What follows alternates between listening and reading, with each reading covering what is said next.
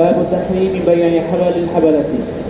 وبه قال حدثنا يحيى بن يحيى ومحمد بن رمح قال أخبرنا الليث وحدثنا قتيبة بن سعيد قال حدثنا ليث عن نافع عن عبد الله رضي الله عنه عن رسول الله صلى الله عليه وسلم أنه نهى عن بيع حبل الحبلة. باب تحريم بيع حبل الحبلة. গর্ভস্থ বাচ্চার গর্ভকে বিক্রি করা রাসূল করিম সাল্লাল্লাহু আলাইহি ওয়াসাল্লাম নিষিদ্ধ করেছেন, হারাম করেছেন। প্রাণীর গর্ভস্থ প্রাণীকে বা বাচ্চাকে বিক্রি করা নিষেধ করছেন। এটা ব্যাখ্যা আছে। عن نافع عن عبد الله رضي الله عنه أن رسول الله صلى الله عليه وسلم أنه نهى عن بيع حبل الحبلة. রাসূল করিম সাল্লাল্লাহু আলাইহি ওয়াসাল্লাম নিষেধ করেছেন প্রাণীর গর্ভস্থ প্রাণীকে বিক্রি করতে। শুরুতেই আমরা এটা সুরক্ষা করবো, এটা কোন ধরনের জাহিলিয়া যুগের কোন ধরনের ক্রয় বিক্রয় আমরা আগেই জেনেছি। কখনো প্রয়োজনে, কখনো বিচিত্র কারণে, কখনো আকর্ষণ করার জন্য অদ্ভুত ধরনের ক্রয় বিক্রয় হতো। যে সকল ক্রয় বিক্রয়ের মধ্যে ক্রেতা বিক্রেতার সন্তুষ্টি ব্যক্তিকে কখনো দেওয়া বাধ্য হতে হতো, কখনো জাহালা থাকতো পণ্যটা কি পরিমাণে আমি পাচ্ছি, কখনো মূল্য যেটা সেটা জাহালা থাকতো, কখনো জানা থাকতো না কবে এই পণ্য আমি পাবো কিংবা কবে আমি মূল্য পাবো। এই বিভিন্ন কারণে একটা ধোঁকাপূর্ণ ক্রয় বিক্রয় হতো, যেটার মধ্যে ক্ষতিগ্রস্ত হওয়ার সমূহ সম্ভাবনা থাকতো কোনো এক পক্ষে। রাসূল করিম সাল্লাল্লাহু আলাইহি ওয়াসাল্লাম পর্যায়ক্রমে এই সকল ক্রয় বিক্রয়কে নিষিদ্ধ করেছেন। আমরা আসলে নিষিদ্ধ ক্রয় বিক্রয়ের বিবরণ করছি। সেই ধারাবাহিকতায় আমরা আজকে পড়ব হাবালাল হাবলা। এখানে শব্দটা হাবালুন, ঠিক আছে? মুহাক্কিকিনদের নিকট এটি সহিহ হাবালুন, ঠিক আছে? হাবলুন না, বলছি কি হাবালুন। কাজী ইয়াদ রাহিমাহুল্লাহ আলাইহি বলেন, এইখানে যারা সাকিন দিয়ে পড়ে, হাবলুন যারা পড়ে, তাদেরকে ভুল হিসাবে আখ্যায়িত করেছেন কাজী ইয়াদ রাহিমাহুল্লাহ আলাইহি। অর্থাৎ যারা সাকিন দিয়ে পড়েন তারা ভুল করে, এই কথা কাজী ইয়াদ রাহিমাহুল্লাহ আলাইহি বলেন। এটি একটু উচ্চ, একটু বেশি মাত্রার, কিন্তু নর্মাল ইনসাফানা কথা হলো যে মুহাক্কিকিনের নিকট এখানে হাবলুন নয়, বরঞ্চ হাবালুন, এটাই তো। আর কাজী ইয়াদ তার থেকে একটু বেড়ে আর অগ্রগামী হয়ে এই কথা বলছেন, যারা সাকিন দিয়ে পড়বে তারা ভুল করবে। কাজী ইয়াদ রাহিমাহুল্লাহ আলাইহি বলেন। তো হাবালুন হাবালা কি? রাসূল করিম সাল্লাল্লাহু আলাইহি ওয়াসাল্লাম নিষেধ করছেন। এখানে আমরা নাফিন, দেখো হাদিসের মধ্যে নাফিন আন আব্দুল্লাহ দ্বারা কে মুরাদ? আব্দুল্লাহ ইবনে ওমর। আব্দুল্লাহ মুতলাকান ভাবে যদি বলা হয় তাহলে কে মুরাদ হয়? হ্যাঁ, আব্দুল্লাহ ইবনে মাসউদ রাদিয়াল্লাহু তাআলা মুরাদ হয়। মানে আব্দুল্লাহ নামে আব্দুল্লাহ ইবনে ওমর, আব্দুল্লাহ ইবনে মাসউদ, আব্দুল্লাহ ইবনে আমর ইবনে আস, আব্দুল্লাহ ইবনে জাবের, অনেক আব্দুল্লাহ ছিলেন, আবাদিলা ছিলেন। কিন্তু মুতলাকান যদি হাদিসের ক্ষেত্রে আব্দুল্লাহ শব্দটা আসে তাহলে মুরাদ হয় আব্দুল্লাহ ইবনে মাসউদ রাদিয়াল্লাহু তাআলা। জাহেদ, জি হ্যাঁ, তোমাদের সামনে ও কে? ও নতুন না, আমার ঘুমানো উঠে দিবা কোনায়, মানে এই যে ইয়ের মধ্যে যদি দেয়, বইয়ের কিতাবের মধ্যে যদি মাথা দেয় তাহলে উঠে দিবা, ঠিক আছে? তাহলে আব্দুল্লাহ যারা মুরাদ মুতলাকান ভাবে যদি আব্দুল্লাহ বলা হয়, আব্দুল্লাহ যারা মুরাদ হলো কে? আব্দুল্লাহ ইবনে মাসউদ রাদিয়াল্লাহু তাআলা। তাহলে এইখানে যে আব্দুল্লাহ দ্বারা কিন্তু আব্দুল্লাহ ইবনে মাসউদ রাদিয়াল্লাহু তাআলা মুরাদ নয়, আব্দুল্লাহ ইবনে ওমর রাদিয়াল্লাহু তাআলা মুরাদ। যদি আমি মুতলাকান যেটা মুরাদ হয় তার থেকে বাইরে হয়ে অন্য কোনো মুরাদ নেই, তাহলে আমার কি লাগবে? করিনা লাগবে না? অবশ্যই একটা কারণ লাগবে, তো একটা দলিল লাগবে, ব্যাখ্যা লাগবে। এখানে আব্দুল্লাহ ইবনে মাসউদ রাদিয়াল্লাহু তাআলা সাধারণভাবে মুরাদ নেওয়ার কথা, কিন্তু এইটা মুরাদ না নিয়ে আমি আব্দুল্লাহ ইবনে ওমর যে মুরাদ নিচ্ছি তার দলিল হলো পরবর্তী রিওয়ায়াতগুলি। সেখানে একই রিওয়ায়াত হযরত আব্দুল্লাহ ইবনে ওমর রাদিয়াল্লাহু তাআলা থেকে বর্ণিত বলে এখানে আব্দুল্লাহ দ্বারা আব্দুল্লাহ ইবনে ওমর রাদিয়াল্লাহু তাআলা আনহু।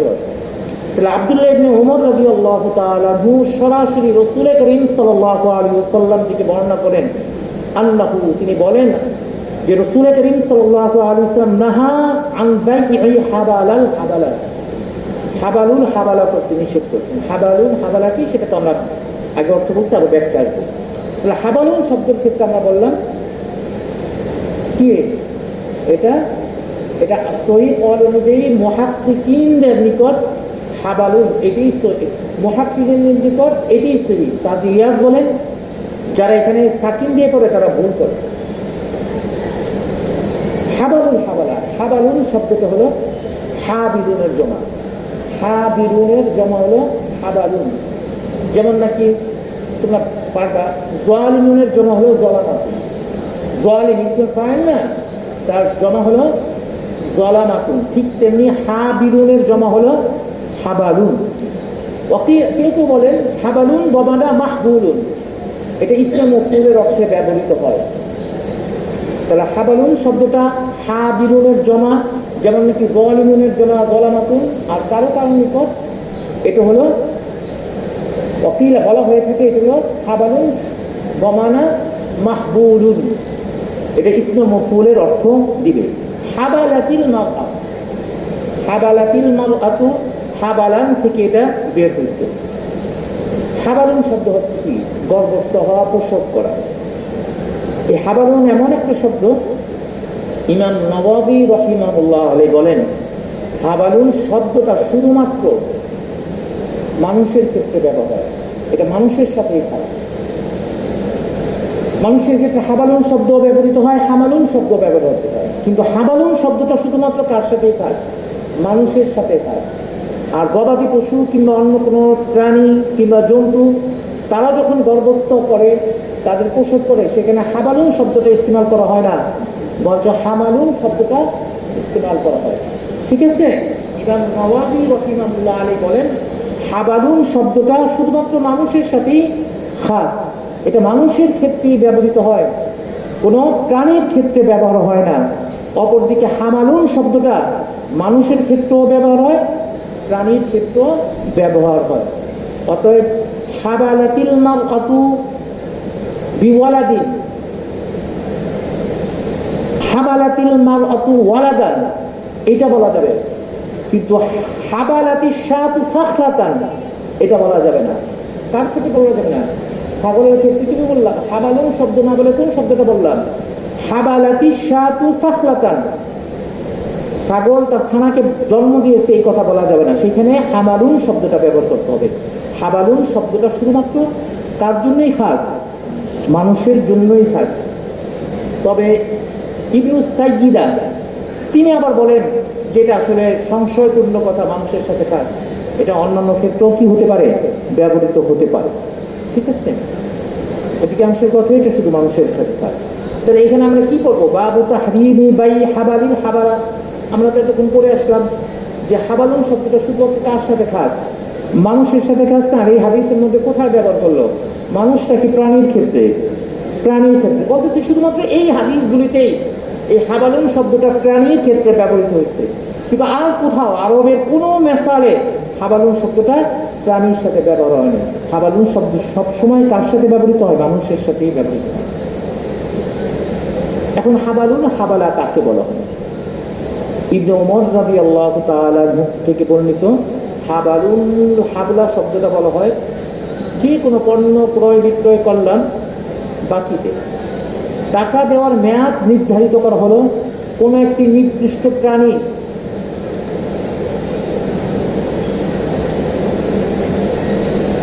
কি রমজানে কি তোমরা কি রাত্রেবেলা কি অন্য একটু বললে তো খারাপ, তুমি এই টাইমে এত ঘুমাবা? আমরা তো ঘুমাই কত 2টা 2:30টায়, আবার সকালবেলায় কি আমাদের তুই আসে না? আমাদের তো আরো বেশি ঘুমার কথা না, নাকি উল্টা বলবো না? হুজুর আপনাদের বয়স হয়েছে তো, বুড়া মানুষের ঘুম চলে যায়, এটাও একটা যুক্তি আছে। বয়স্ক মানুষের ঘুম কম আসে, অনেক ঘুমাও, 3-4 জন ঘুমাও, বিরতি দাও, মানে একটা লোকাল বাসের মতো। আচ্ছা ঘুমালে একবারে ঘুমাও ডাইরেক্ট, এই ঘুমাও এঠো, এই ঘুমাও এঠো, তো কোনোটাই হয় না, ঘুম না, এটা এত ঘুমায় না, এটা ভালো লাগে না। পণ্যের ক্রয় বিক্রয় করা, আমি যে তোমাদের সমর্থন নিয়ম কারো দিকে তাকায় এটাও নিতে পারি না, কারণ যার দিকে তাকায় সে একটু আগে ঘুমাইছে। কথা সবাই না এরকম প্রথম সারিতে যে এখন রমজান বলে ওই দিক থেকে একটু আগে তো ওই ঘুমাইছে, ওইটা হাসতেছে একজন, মানে ওর দিকে আমি হাসছি কিভাবে, ও তো একটু আগে হাসতেছে, ওরা তো খবরও নেই। এইটা খুবই সমস্যা। আচ্ছা, যে কোনো পণ্য ক্রয় বিক্রয় করা বাকিতে, এই বাকি টাকা আদের মেয়াদ নির্ধারণ করা।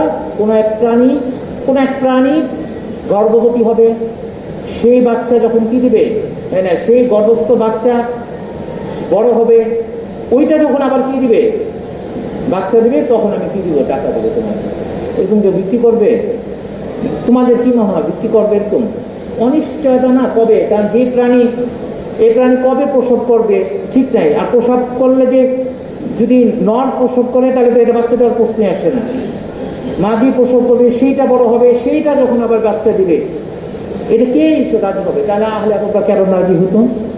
বিশেষ কোনো আকর্ষণের কারণে, হয়তো এমন লোভনীয় কোনো কিছু দিত, এমন দামে বিক্রি করতো, এটাকে এড়ানোর কোনো কি থাকতো না, সুযোগ থাকতো না। বুঝতে পারছো? না হলে নর্মালি তো এসব ক্রয় বিক্রয় হওয়ার কথা না।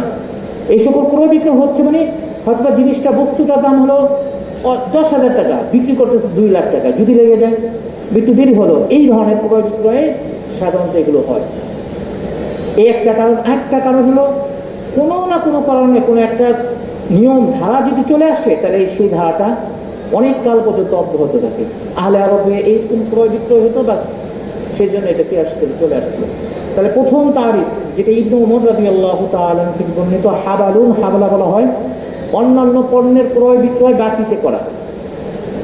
এই মূল্য দেওয়ার তারিখ নির্ধারণ করা, কোনো এক প্রাণীর গর্ভস্থ হওয়া, এরপরে গর্ভস্থ বাচ্চা নিজে যখন গর্ভস্থ হওয়ার পর প্রসব করবে, সেই সময় নির্ধারণ করা।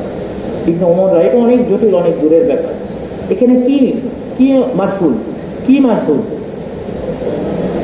সময়কালটা মারফুল, কবে এটা হবে এটা আমার জানা নাই, ঠিক আছে। দ্বিতীয়টা একই ধরনের, কিন্তু দ্বিতীয়টার মধ্যে এটা হলো নাফির থেকে বর্ণনা। এই যে নাফি ইবনে উমর রাদিয়াল্লাহু তাআলা ছাত্র নাফির থেকে বর্ণনা, তিনি বলেন পণ্যকে ক্রয় বিক্রয় করা আর টাকা দেওয়ার, পণ্যকে ক্রয় বিক্রয়, বাকিতে পণ্যকে ক্রয় বিক্রয় করা আর টাকা নির্ধারণ করা কোনো এক প্রাণীর প্রসব করার সময় পর্যন্ত। এটা শুধু প্রসব করা পর্যন্ত। এই প্রসব করবে যে বাচ্চা, সেই বাচ্চা আবার কি হবে, প্রসব করে আবার বড় হয়ে প্রসব করবে, এটা না। কোনো একটা প্রাণী, এই প্রাণী যখন প্রসব করবে তখন আমি তোমাকে কি দিয়ে দেবো, টাকা দিয়ে দেবো। এইটা 2 নম্বর তারিখ। 3 নম্বর তারিখ হলো আগেরটার সাথে সম্পৃক্ত। কোনো এক প্রাণীর গর্ভস্থ বাচ্চা জন্ম নেওয়ার পর সে যখন হামেলা হবে, তখন আমি তোমাকে কি বলবো, টাকা দেবো। এই 3টা মেয়াদের কথা উল্লেখ করলাম। প্রথমটা আর তৃতীয়টার মধ্যে পার্থক্য হলো, প্রথমটা হলো বাচ্চাটা আবার নিজে যখন কি করবে, প্রসব বাচ্চা দিবে। আর 3 নম্বর হলো বাচ্চাটা যখন হামেলা হবে, সেখানে কোনটা সত্য নয়, বাচ্চাটা আবার প্রসব করা সত্য নয়, শুধু হামেলা হয় কি যথেষ্ট। এই যে 3টার কথা বলছে। যে কোনো পণ্যের বাকিতে যে কোনো পণ্য ক্রয় বিক্রয় করার পর কোনো এক প্রাণীর গর্ভস্থ বাচ্চা নিজে যখন হামেলা হয়ে বাচ্চা দিবে, তখন টাকা দেওয়ার মেয়াদ নির্ধারণ করা, ইবনে উমর থেকে বর্ণিত। দ্বিতীয়টা হলো নাফির থেকে বর্ণিত, যে কোনো প্রাণী যখন নির্দিষ্ট করা, এই প্রাণীটা যখন বাচ্চা দেবে তখন টাকা দেব। আর 3 নম্বর হলো যেটা আবার ইবনে উমর থেকে বর্ণিত আছে, যে কোনো প্রাণী গর্ভস্থ হওয়ার পর, প্রসব করার পর সেই বাচ্চা যখন আবার কি হবে, বাচ্চা গর্ভস্থে নিবে, তখন সেটা সময় নির্ধারণ করা। সবগুলি প্রাণীর সাথে সম্পর্ক, সবগুলি এর নিষিদ্ধ হওয়ার কারণ হলো এর মেয়াদকাল কবে বাচ্চা গর্ভস্থ হবে, আর ওই বাচ্চা জন্ম দেওয়ার পর সে আবার কবে প্রসব করবে কিংবা গর্ভস্থ করবে, এটা অজানা, মেয়াদকাল অজানা।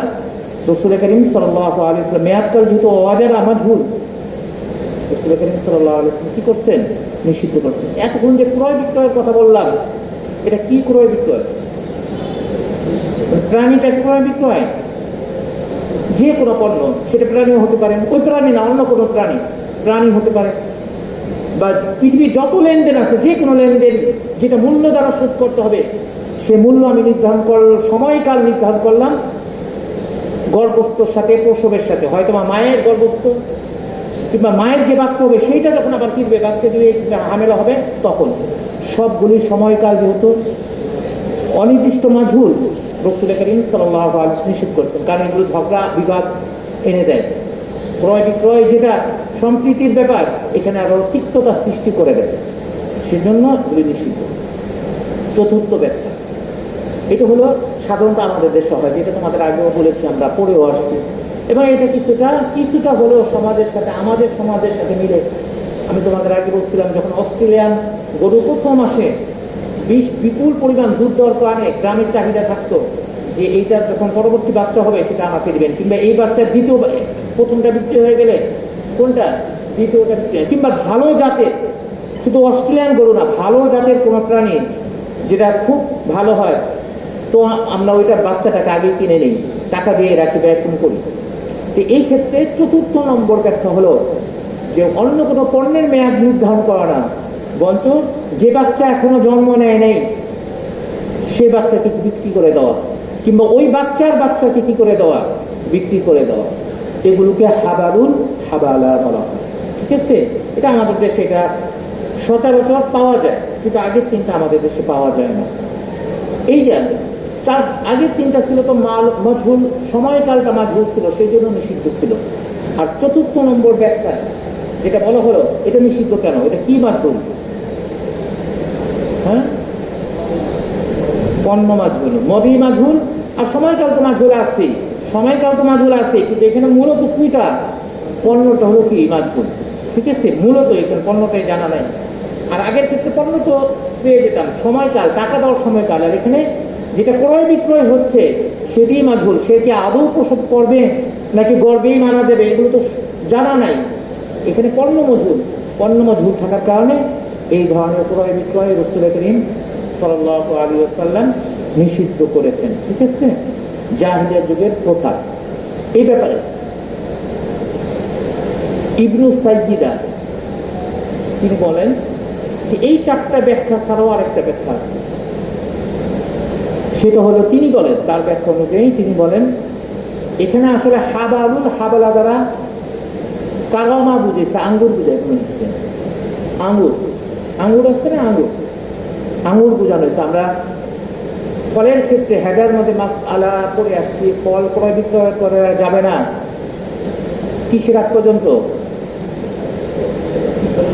এটা কি বলে, না, পরিপক্কতা আসার আগ পর্যন্ত সেটাকে বিক্রি করা যাবে না, কারণ ঝরে পড়ার সম্ভাবনা থাকে। বদরুসেলাকি, এটা বিভিন্ন সুরত পড়ছি আমরা, হেদার মধ্যে 8টা সুরত পড়ছি। হ্যাঁ, বদরুসেলা, এখানে হাবালুল হাবলা দ্বারা মূলত আঙুর পোক্ত হওয়ার আগ পর্যন্ত, বালেগ হওয়ার আগ পর্যন্ত, মানে পরিপক্ক হওয়ার আগ পর্যন্ত, গোড়া মজবুত হওয়ার আগ পর্যন্ত বিক্রি করা নিষেধ। রাসূল কারীম সাল্লাল্লাহু আলাইহি ওয়াসাল্লাম হাবালুল হাবালা দ্বারা সেই আঙুরের কথা বলছেন, এখানে অন্য কোনো প্রাণীর কথা বলেন নাই। এটা কে বলেন? ইবনে সাইয়্যিদা রাহিমাহুল্লাহু আলাইহি বলেন। মোট 5টা ব্যাখ্যা আমরা পড়লাম হাবালুল হাবালার মধ্যে। ইমাম নওয়াবী রাহিমাহুল্লাহ আলাইহি বলেন, এই 5টা ব্যাখ্যার মধ্যে প্রথম যে 3টা ব্যাখ্যা, এই 3টেই মশহুর। যে পণ্য কি ক্রয় বিক্রয় করার পর, বাকিতে পণ্য ক্রয় বিক্রয় করার পর এ আদায় করার মেয়াদ এই সকল জিনিসের সাথে সম্পৃক্ত করে দেওয়া, যেটা অজানা মজুর, কবে সে বাচ্চা জন্ম দিবে, এই বাচ্চা আবার কবে গর্ভস্থ হবে, আর এখানে গর্ভস্থ হওয়ার সুযোগ আছে কিনা, নর বাচ্চা হলে তো আর এখানে গর্ভস্থ হওয়ার সুযোগ নাই। এগুলো ঝগড়া বিবাদকে উস্কে দেয়, এবং ক্রয় বিক্রয় যে মৌলিক, যে অর্থে যে স্বার্থে করা হয়, এই সকল স্বার্থ এখানে নিহিত পাওয়া যায় না। সেজন্য রাসূল কারীম সাল্লাল্লাহু আলাইহি ওয়াসাল্লাম এই সকল ক্রয় বিক্রয় নিষিদ্ধ করেন। তোমাদের মধ্যে অনেকেই না ঘুমায়, তার মধ্যে কামাল আছে, কামাল ঘুমায় না, এটা খুব ভালো ব্যাপার। আমি একদিনও দেখি নাই কামালকে, আরো দেখি নাই, তোমাদের কথা বলবো, বলে কামালের কথা আগে বলবো। وبه قال حدثني زهير بن حرب ومحمد بن المثنى قال حدثنا يحيى عن عبيد الله قال أخبرني نافع عن ابن عمر رضي الله عنهما قال كان أهل الجاهلية يتبايعون لحم الجزور إلى حبل الحبلة وحبل الحبلة أن تنتج الناقة ثم تحمل التي نتجت فنهاهم رسول الله صلى الله عليه وسلم عن ذلك. তোমাদের জিজ্ঞেস করবো, আমি পরে উত্তর দিবে। عن عبيد الله قال أخبرني نافع عن ابن عمر رضي الله عنهما قال নাফি আমাকে এই খবর দিচ্ছেন ইবনে উমর রাদিয়াল্লাহু তাআলা আনহু সূত্র ধরে। তিনি বলেন কানা আহলুল জাহিলিয়াতি ইয়াতাবায়াউনা লাহমাল জাজুর ইলা হাবালিল হাবালা। জাহিলি যুগের প্রথা ছিল তারা উটের গোশতকে ক্রয় বিক্রয় করত হাবালুল হাবালার মেয়াদে। হাবালুল হাবালার মেয়াদে উটের গোশতকে ক্রয় বিক্রয় করত। ও হাবালুল হাবালা, হাবালুল হাবালা হলো আনতুন তাজান্না কত, উটনি বাচ্চা প্রসব করবে, সুম্মা তাহমিলুল্লাতি নুতিজাত, যে বাচ্চা প্রসব করলো সেই বাচ্চা পরবর্তীতে আবার হামিলা হবে। ফানাহাহুম রাসূলুল্লাহ সাল্লাল্লাহু আলাইহি ওয়াসাল্লাম, রাসূল করিম সাল্লাল্লাহু আলাইহি ওয়াসাল্লাম এই ধরনের ক্রয় বিক্রয়কে নিষেধ করতেন। জাসুর এটা উট, মহিলার ক্ষেত্রেও ব্যবহার হয়, পুরুষের ক্ষেত্রেও জাজুর শব্দটা ব্যবহার হয়। জাজুর শব্দটা পুরুষ মহিলা সকল উটের ক্ষেত্রে ব্যবহৃত হয়, তবে জাজুর শব্দটা হলো মুআন্নাস, কিন্তু ব্যবহৃত হয় না মুযাক্কার, পুরুষ এবং মহিলা উভয়ের ক্ষেত্রে জাজুর শব্দটা ব্যবহার হয়। উটের গোশ বিক্রয় বিক্রয় করতো তারা ওই হাবালুল হাবালা পর্যন্ত। এখানে আমরা যে হাবালুল হাবালার কয়েকটা তারিখ করছি, 5টা তারিখ করছি, হ্যাঁ, এটা কোনটা? হ্যাঁ, প্রথম 3টা না, 3 নম্বর কেন, প্রথম 3টাই তো। প্রথম 3টা কি? কাকে বিক্রি করা? যে কোনো পণ্য বিক্রি করা হাবালুল হাবালার মেয়াদ কাল দিয়ে বাকিতে। তাহলে এখানে তো উটের গোশতকে, এটা একটা পণ্য না, উটের গোশতকে বিক্রি করা হতো, টাকা দেওয়া হতো ইলা হাবালিল হাবালা। এটাও প্রথম 3টার মধ্যে অন্তর্ভুক্ত। এই তো তোমরা পাচ্ছো। ও হাবালুল হাবালা, হাবালুল হাবালা কাকে বলা হয়? আনতুন তাজান্না কত। দেখো তুনতাজু এটা কি মারুফের থেকে নাকি মাজহুলের থেকে? এটা তো বুঝতে পারো না। বাচ্চাকে জন্ম দেওয়া হয়, উটকে জন্ম দেওয়া হয়, বাচ্চা না উটকে জন্ম দেওয়া হয়। মাজহুলের অর্থ যদি আমি নেই, এতে তো অর্থকে উঠায় না। উট যখন বাচ্চা জন্ম দেয় এটার অর্থ। তাহলে একটা বিচিত্র বা ব্যতিক্রম, এখানে আহলে আরবরা মাজহুল ব্যবহার করে, কিন্তু অর্থ নেয় হলো মারুফ। একটা শব্দ, এমন একটা শব্দ তারা চলে আসছে এই নিয়ম, তারা মাজহুল ব্যবহার করে অর্থ তোলে হলো মারুফ। এই তুনতাজ শব্দটা মাজহুল, অর্থ ব্যবহার করবে মারুফে। সুম্মা তাহমিলুল্লাতি নুতিজাত, যে বাচ্চা প্রসব করা হয়েছে অতঃপর সে বাচ্চা হামেলা হয়।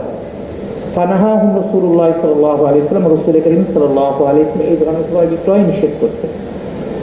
এটা 3টা তারিখের কয় নম্বর তারিখ?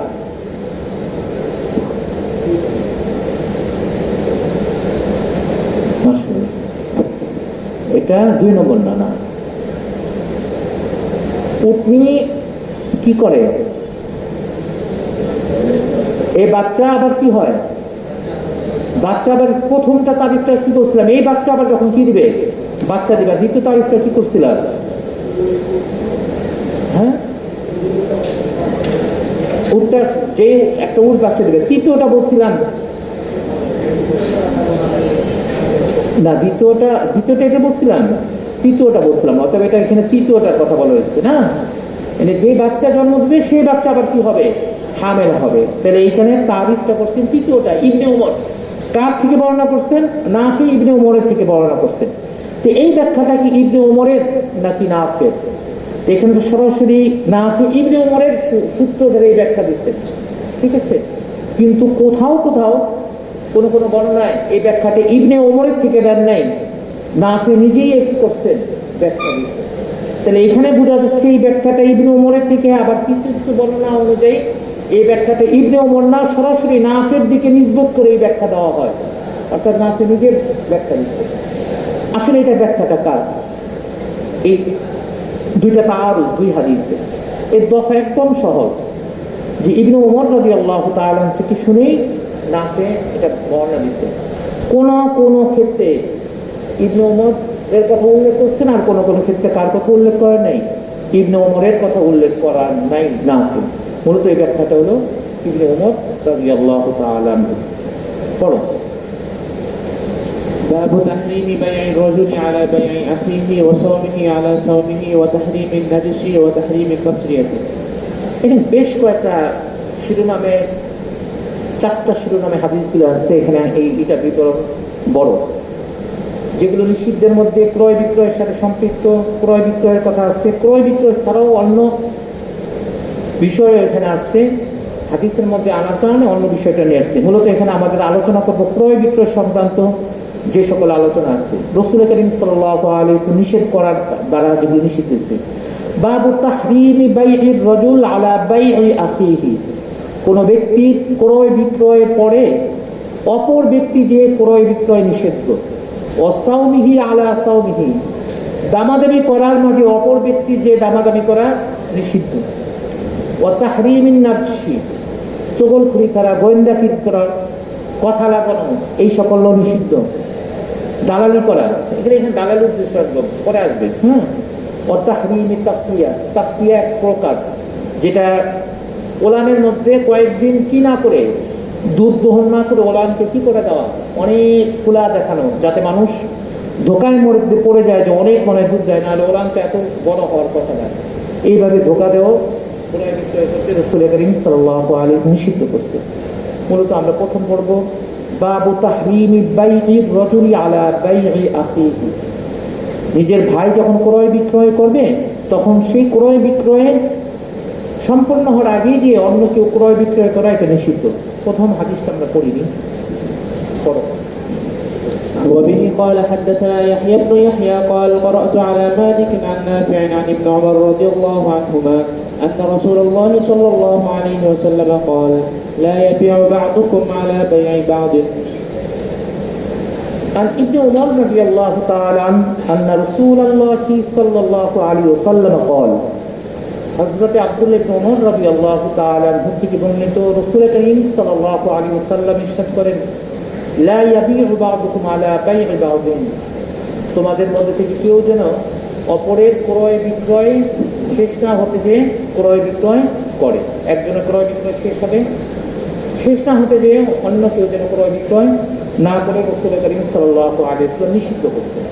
কিন্তু তর্জমা খুব সহজ, খুবই সহজ তর্জমা। তোমরা যদি না অবশ্যই এখানে সেটা পারবা, কিন্তু তোমাদের তর্জমার সাথে সাথে একটু ব্যাখ্যা কি, সুরত কি, সাধারণত এগুলো আসে, সেজন্য একটু ভালো করে খেয়াল করতে হবে।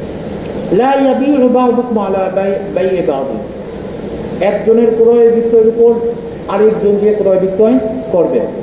এটা সুরত আমাদের মাথায় যেটা ঢুকতেছে একটা আসলে নয়, আমাদের মাথায় এখন যেটা আসতেছে, আমাদের মাথায় আসতেছে কি, আমরা যখন দামাদামি করে আরেকজন যায় ঢুকে যায়, দামাদামের মধ্যে ঢুকে যায় কত, কিংবা এর থেকে আরো সুন্দর সুরত আছে যে মেজাজ খারাপ হয়ে যায়। তুমি একটা রিক্সা কি করতেছো, দরাদরি করতেছো, আরেকজন এসে কি করে, যাবেন, আমি কিন্তু দরাদরি করতেছি, এই ফাঁকে আরেকজন এসে কি করে, ঢুকে পড়ে। রিক্সাওয়ালা কি করে, ওই সুযোগ পেয়ে তার সাথে কি করে, অনেক সময় হয়ে যায়। এগুলো বৃষ্টি ব্যাপার, আমাদের মাথায় যেগুলো আসতেছে আসলে মূলত এইখানে এগুলো বলা হয়নি। ওগুলোও খারাপ, তবে নিষিদ্ধ হারাম পর্যায়ে রাসূল করিম সাল্লাল্লাহু আলাইহি ওয়াসাল্লাম কঠোরভাবে নিষেধ করছেন, সেগুলোর কথা না।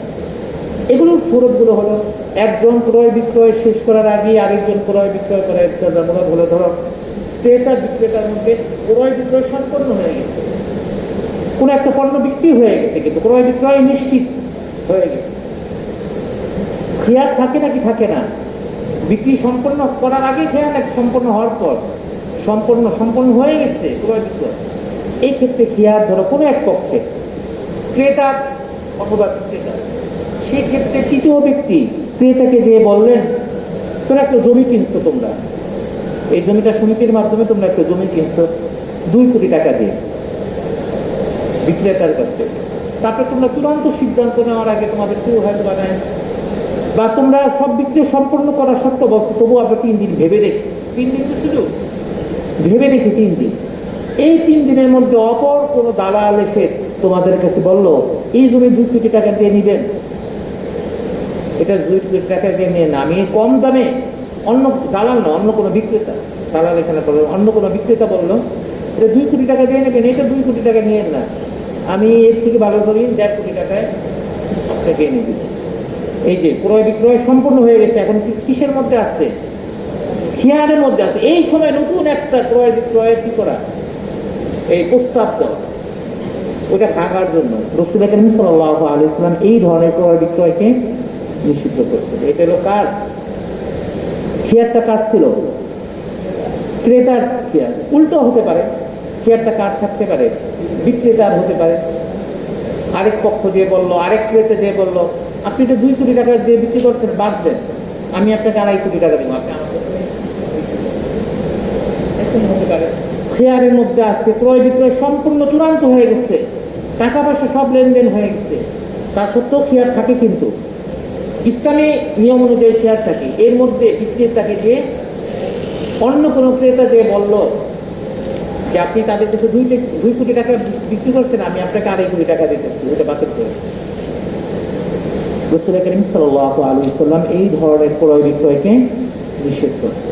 বুঝলা, ক্রয় বিক্রয় দ্বারা এইগুলো পুরা যেটা একদম চূড়ান্ত হয়ে গেছে সেগুলো পুরা।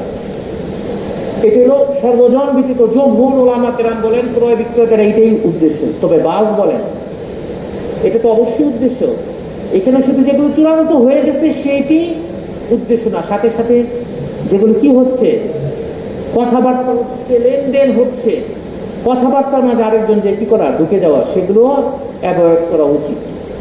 ঠিক আছে, এটাই বল। এখানে একটা প্রশ্ন, ইবনে ওমর রাদিয়াল্লাহু তাআলা আনহু থেকে যে হাদিস বর্ণনা করেছে, আল্লাহ রাসূলুল্লাহ সাল্লাল্লাহু আলাইহি ওয়াসাল্লাম قال لا يبيع بعضكم على بيع بعض। পরবর্তীতে হাদিসে তোমরা পড়বো লা ইয়াবিউ রাজুলু আলা বাই'i আখিহি, কোন ব্যক্তি তার ভাইয়ের ক্রয় বিক্রয়ের উপর নতুন করে আবার ক্রয় বিক্রয় করবে না। এটা মুরাদ কারা?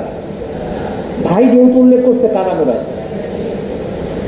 হ্যাঁ, মুসলমান। তাহলে তুমি কি বলো, এই দেশে তো মুসলিম ছাড়াও, যদি এই দেশ ইসলামী রাষ্ট্র হতো, মুসলিম ছাড়া হিন্দু আছে না, বৌদ্ধ, খ্রিস্টান, তারা এই দেশে বসবাস করতে পারতো? পারতো? যদি এই দেশে ইসলামী রাষ্ট্র হতো পারতো নাকি? নাকি কি বলো? পারতো। তো ক্রয় বিক্রয় শুধু মুসলিম মুসলিম হয় নাকি অন্যরা হয়? এর সাথে অন্যরা অন্যদের সাথেও হয়। তাহলে এই হাদিসের মধ্যে কার অন্তর্ভুক্ত? এবার বলো ভাই যারা, এটা কি সবাই নাকি শুধুমাত্র মুসলিম? কি বলো? সবাই অন্তর্ভুক্ত, সবাই অন্তর্ভুক্ত। ক্রয় বিক্রয় তো কোনো একটা দেশে ইসলামী রাষ্ট্রও যদি হয়, আমাদের রাষ্ট্র তো প্রশ্নই আসে না, সবার সমান অধিকার, ঠিক না? বন্ধু হিন্দুদের আরো বেশি অধিকার, বাস্তবিক অর্থে বেশি অধিকার। বিগত আমলে কেউ, আমরা কমপক্ষে, আমার বোনের বাসায় এক হিন্দু ভাড়াটে আছে, আমার মা থেকে আমার না দেয় না, ভাড়া দিয়ে দিচ্ছে, আমরা খালি দোয়া করতেছিলাম এই হিন্দু কখন চলে যায়, কারণ কোন সমস্যা করবে না করবে পেপারে রিপোর্ট সম্পূর্ণ আমাদের বিরুদ্ধে দিবে। তার পক্ষে দেবে, হিন্দুর পক্ষে দেবে, এইটাই নিয়ম। এবং বর্তমানেও যে একটা হিন্দু যদি কোনো ক্ষতিগ্রস্ত হয়, প্রতিকার খুব দ্রুত হবে, কিন্তু মুসলিম যদি ক্ষতিগ্রস্ত হয়, প্রতিকার বা অনেক অনেক দেরির ব্যাপার। ঠিক আছে, এখানে অগ্রাধিকার। এখানে তো অবশ্যই হিন্দুর অন্তর্ভুক্ত। যদি ইসলামী রাষ্ট্র হতো, গায়রে মুসলিম, তারা হয়তো বা ট্যাক্স দিয়ে কিংবা নিরাপত্তা আমল নিয়ে তারা বসবাস করতো না, তাদের সঙ্গে আচরণ, ক্রয় বিক্রয় থেকে শুরু করে সকল ক্ষেত্রেই তারা মুসলমানদের সমান অধিকার রাখে। ক্রয় বিক্রয় থেকে ইত্যাদি সকল মুআমালাতে তারা সমান অধিকার রাখে। এটা শুধু মুসলমানদের সাথে সম্পর্ক না, যে কোনো ধর্মাবলম্বী যারা কোনো রাষ্ট্রে বসবাস করে, যাদের সাথে মুআশারাত হয়, তাদের সঙ্গে লেনদেনের ক্ষেত্রে একই নিয়ম। যদি তুমি কোনো হিন্দুর সাথে লেনদেন করলা, আরেক মুসলিম ভাই এসে বলল ভাই ওই হিন্দুর কাছে বিয়ে করবে কেন, বিক্রি করবে কেন, চূড়ান্ত হয়ে গেছে, শেয়ারের মধ্যে এসে কি দিলা, ভাঙানি দিলা, এটা কি হবে না? এটা বৈধ হবে না। এটা আখি শব্দটা সব যদিও ব্যবহার করছে জমহুর উলামার নিকট, এই দ্বারা শুধু মুসলিম অন্তর্ভুক্ত নয়, গায়রে মুসলিমরাও এর মধ্যে অন্তর্ভুক্ত, সবাই অন্তর্ভুক্ত। ইমাম আউজাঈ রাহিমাহুল্লাহ আলাইহি বলেন এটার মধ্যে হলো শুধুমাত্র মুসলিম অন্তর্ভুক্ত, কারণ এখানে কোন শব্দটা নেওয়া হয়েছে? আখুন শব্দটা ব্যবহার করা হয়েছে, সেই হিসাবে এটা শুধুমাত্র কে মুসলিম অন্তর্ভুক্ত। এখানে আসলে আখুন শব্দটা মুসলিম হিসাবে ব্যবহার করা, এটা নাফরত বোঝানোর জন্য, ঘৃণা বোঝানোর জন্য। কত ঘৃণিত কাজ, একজনের ক্রয় বিক্রয় হওয়ার পর তুমি যে আবার সেখানে কি করলা, ক্রয় বিক্রয় করলা, এই যে ঘৃণিত কাজ, এটা যে একদম সমীচীন নয়, এটা যে ভালো নয়, এটা মন্দ, মন্দ জিনিস বোঝানোর জন্য, গভীর আকারে মন্দ বোঝানোর জন্য এখানে কোন শব্দটা ব্যবহার হয়েছে? আখুন শব্দটা কি করা হয়েছে? ব্যবহার করা হয়েছে। যেমন গীবতের ক্ষেত্রে বলা হয়েছে না, যে গীবত করলো সে কি করলো? সেটা মুসলিম ভাইয়ের কি খেলো? গোষ্ঠ খেলো। মৃত মুসলিম ভাইয়ের গোষ্ঠ খেলো, এটা বলা হয়েছে না? তাহলে মৃত মুসলিম ভাই কেন বলেছে? এমনি তো মৃত মানুষের গোষ্ঠ খাওয়াই তো ভয়ঙ্কর ব্যাপার। এখানে মুসলিম শব্দটা মানে এমনি তো মৃত গোষ্ঠ খাওয়া ভয়ঙ্কর ব্যাপার, আসলে মুসলিমের গোষ্ঠ খাওয়া আরো ভয়ঙ্কর ব্যাপার। সে ভয়ঙ্করতা নাফরত বা মন্দ ভাব বোঝানোর জন্য এখন শব্দটা ইস্তেমাল করা হয়েছে। এইখানেও ক্রয় বিক্রয় সম্পন্ন হওয়ার পর অপর একজনের যে আবার সেই ক্রয় বিক্রয়ের মধ্যে ঢুকে পড়া, যে ঢুকে পড়ার কারণে পূর্বের ক্রেতা বিক্রেতার যে আগ্রহ, সেই আগ্রহের মধ্যে সমস্যার সৃষ্টি হয়, এই ধরনের কাজগুলো নিন্দনীয় কাজ। এটা সাধারণ নিন্দনীয় না, এটা খুবই বাজে নিন্দনীয়, যার প্রভাব শুধু দুইজনের মধ্যে পড়ে না, পরবর্তী সময়ে মারামারি লেগে যাবে না? এটা শুনিয়া মারামারি লেগে যাবে, গোষ্ঠী গোষ্ঠী মারামারি লেগে যাবে। হিন্দু মুসলিম হলে তো সাম্প্রদায়িক দাঙ্গেই লেগে যেতে পারে। এগুলো শুধু একটা শুধু খারাপ না, এটা অনেক খারাপের পথ খুলে দিবে। সেই জন্য এই ধরনের নিন্দনীয় কাজ বোঝানোর জন্য এখানে আপন শব্দটা ব্যবহার করা হয়েছে। কিন্তু এখানে শুধুমাত্র মুসলিম উদ্দেশ্য নয়, একই দেশে মুআমালাতের মধ্যে যারা অন্তর্ভুক্ত সকলে এর মধ্যে অন্তর্ভুক্ত। ঠিক আছে।